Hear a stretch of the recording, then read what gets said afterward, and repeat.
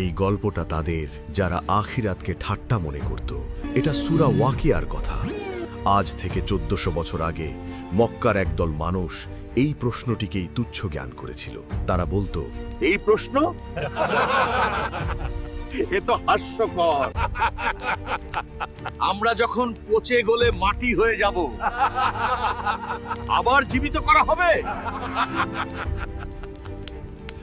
এটা কি পাগলামি নয়?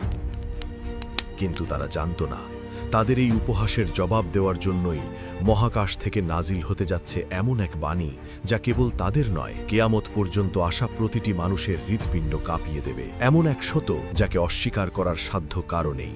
আজকের এই যাত্রায় আমরা শুনব সেই মহাসত্যের পেছনের কাহিনী, জানব এমন এক সূরার কথা যাকে আমরা কেবল অভাব দূর করার মন্ত্র মনে করি, কিন্তু আসলে তা ছিল এক প্রবল ঝাঁকুনি যা ঘুমন্ত আত্মাকে জাগিয়ে তোলে। এটি কেবল তেলাওয়াতের শব্দ নয়, এটি সূরা আল ওয়াকিয়া।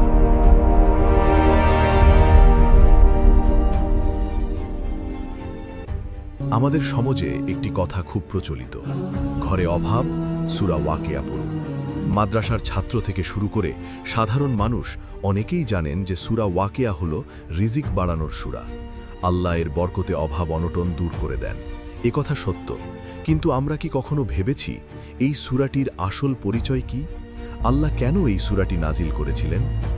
তুমি কি জানো সূরা ওয়াকিয়ার আসল পরিচয় কি?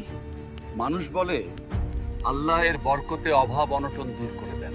হাসান বসরি রাহমাহুল্লাহ বলতেন, সূরা ওয়াকিয়া হলো একিন সৃষ্টি করার সূরা। এটি কেবল রুটি রুজির জন্য নয়, এটি নাজিল হয়েছিল যখন মানুষের বিশ্বাস নড়বড়ে হয়ে গিয়েছিল। আজ আমরা সেই 1400 বছর আগের মক্কায় ফিরে যাব, দেখব কেন এই সূরাটি কুরাইশ নেতাদের দম্ভ চূর্ণ করে দিয়েছিল, বুঝব কিভাবে আল্লাহ যুক্তি দিয়ে মানুষের অহংকার ভেঙে দিয়েছিলেন, এবং সবশেষে জানব কিয়ামতের দিন আল্লাহ মানুষকে যে 3টি দলে ভাগ করবেন, আপনি আমি আসলে কোন দলের যাত্রী। প্রস্তুত হন, কারণ এই কাহিনী আপনার জীবনের লক্ষ্য বদলে দিতে পারে। সে এক অন্ধকার সময়, মক্কার সর্দাররা তখন সম্পদ আর ক্ষমতার নেশায় বুঁদ হয়ে আছে।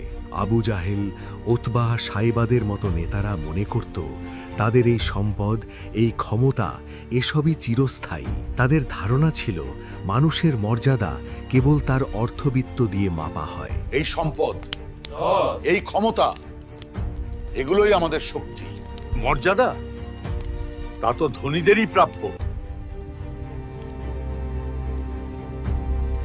যখনই নবী করিম সাল্লাল্লাহু আলাইহি ওয়াসাল্লাম তাদের আখিরাতের কথা বলতেন, মৃত্যুর পরের জীবনের কথা বলতেন, তারা তাচ্ছিল্যের হাসি হাসতেন।